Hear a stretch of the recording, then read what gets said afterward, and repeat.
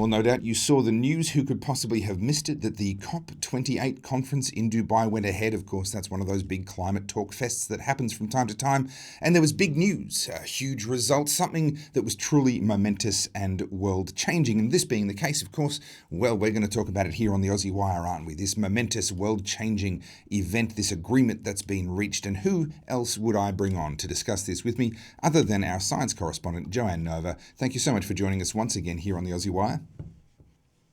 Hofa, thank you, because of course this was historic. It was landmark, it was unprecedented, and it was, to use the actual phrase, transition away from fossil fuels for the first time ever in human history with one of these COP conference or parties events. Well, be still my beating heart, as I said on the blog.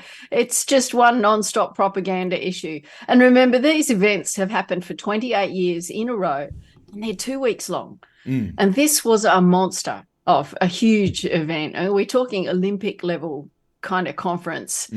When I went to Bali for the UNFCCC in 2007, there were 13,000 people there. Wow. This time, they estimate 70,000 to 90,000 people in Dubai. Can you imagine 70,000 for 2 weeks or 90,000 for 2 weeks?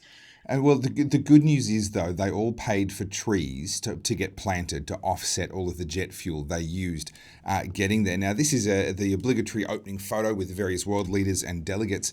But Joe, tell me, I read these headlines that told me that this was a failure. It was at risk of failure. This is only a day before the conference wound up. I lost sleep that night. I couldn't sleep. I thought, oh no, if the COP28 conference fails, what could that possibly mean for me? What was going on there? Well, that was the same routine they play each time. It's all one global theatre. Every year, it's a struggle. They almost don't get there. And there are debates and there are small parties that disagree and furious this and that. And they stay up all night and hammer out something remarkable. It's always historic and it's always unprecedented. And it always happens at 3 a.m. on the last possible day that it could happen, because that makes the best headlines and the best drama. And that's what this is about. Think of it as Broadway theatre, not as a conference of world leaders, although it was. Excuse me. As entertaining as it is to watch this theatre play out, I want to bring us back down to earth with a little bit of reality, which is something that you do so well in your blogs, Joe. Talk me through this. Excuse me, I've just breathed the wrong way. This graph here from your blog. Well, after all these 28 years of global conference of parties meeting, I think there were 140 global leaders present at this event, nearly everyone except President Xi and President Biden turned up. Despite all of these meetings and all of these agreements, we're looking at the global primary energy consumption, and we are a fossil-fueled world. In fact, it's been a transition to fossil fuels the whole of the last century. And you look at the enormous amount of coal, oil, and gas that basically drives our civilization and made it possible for 8 billion people to enjoy being alive. I mean, the renewables revolution, the entire renewables transition is visible there in black at the top. It's nothing. And so it's all fakery, again, designed to make us think that renewables are a inevitable thing. You know, if you imagine these giant UN COP meetings as simply an advertising campaign for the renewables industry and all the investors in renewables, it kind of all makes sense. They're behaving exactly as if that was their main job. Well, what's striking about this graph, and something that I hadn't fully appreciated until I think it was a couple of years ago reading one of your blogs, was, of course, there's the saying, there's lies, there's damned lies, and there's statistics.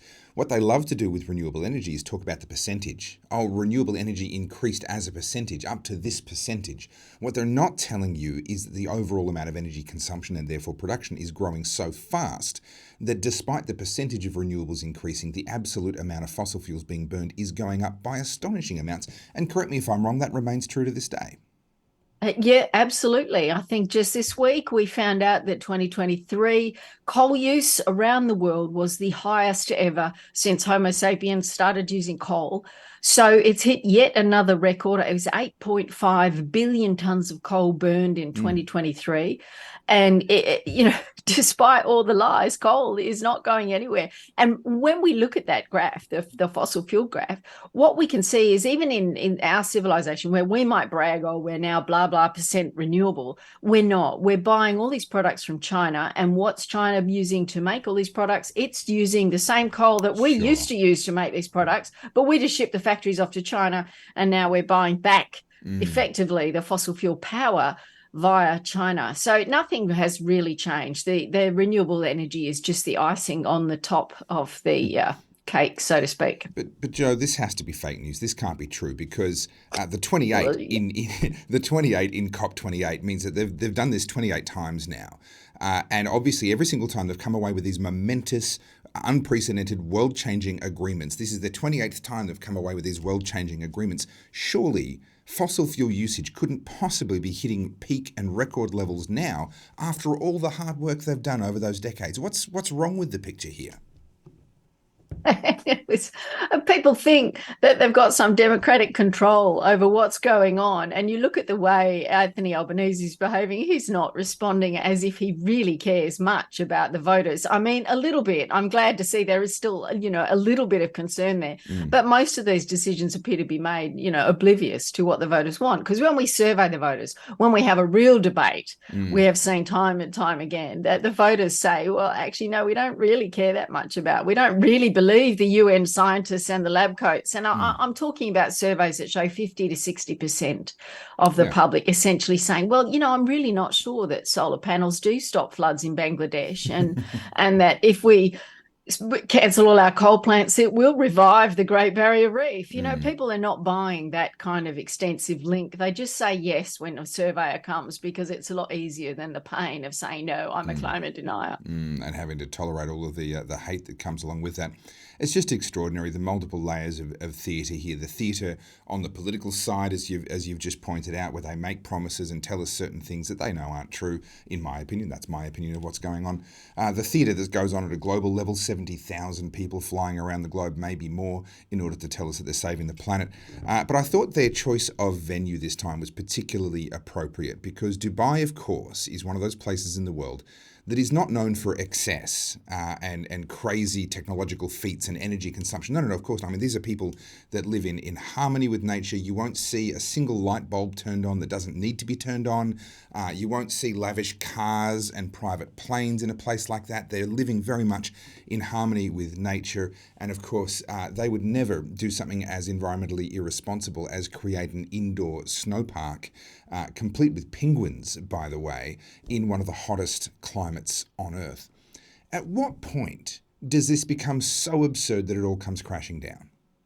Well, I think it is coming crashing down, and we're seeing that at least in terms of the money and the investments, where the third quarterly reports that came out for wind and solar in the end of October, beginning of November, were shocking. I mean, solar, some of those companies, some of the biggest solar producing companies, have gone down 70% this year in the stock value.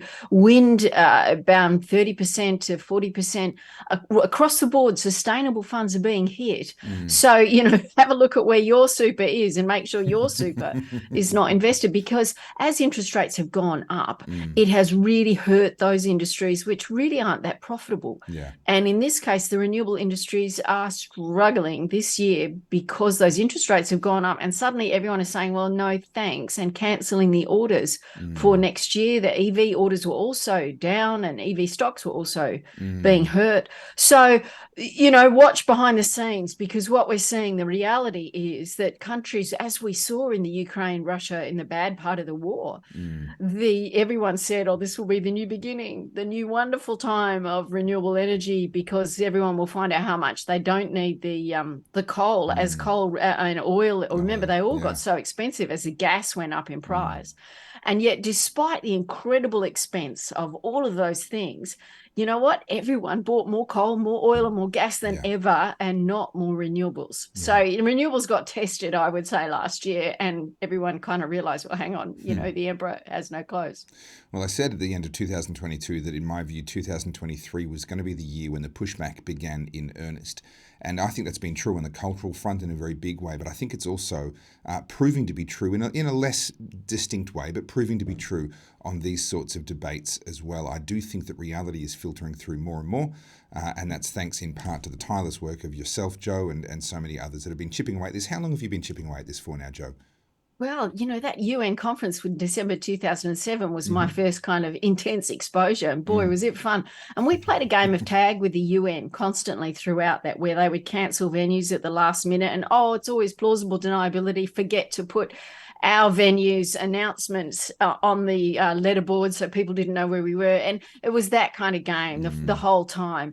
And I noticed that happened with the Pacific Islanders. So poor Pacific Islanders need to wake up, because they're being used as the, token mascots. Yeah. And they, of course, were wheeled out for the media to say, oh, look, these people, going to lose their homes, and it will be such tragedy when the sea washes in. Of course, we've seen studies showing that 89% of these Pacific Islands are growing in size. They're not shrinking at all.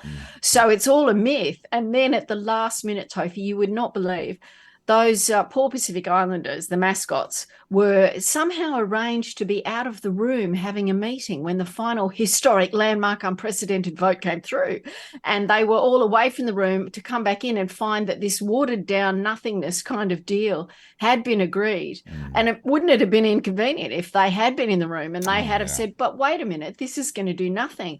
And so one of the Pacific Islanders stood up, representative, and said, well, actually, we've been not very ambitious, and this is not really much of an achievement. And they stood up and gave them a 2-minute standing ovation for that. I mean, is there any better example of what a theatre the whole thing is?